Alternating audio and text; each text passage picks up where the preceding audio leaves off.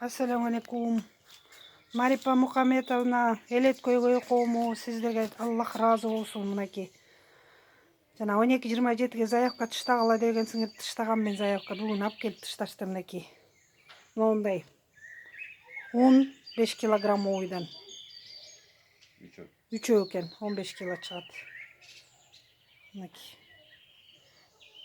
Ролтон, вермишелдер, сахар, күрүч, конфеты, консервалар, анан чай, халва и май. Аллах разы болсун барыңыздардан. Ошка компаниясынан алып келдик деп тыштап кетишти. 12:27 ошака списокторду беришет экен. Биз заявка бергенден кийин списокторду, заявка кылгандардын списокторун берет экен. Анан алар өздөрү частныйбыз дейт да, ошкадагылар.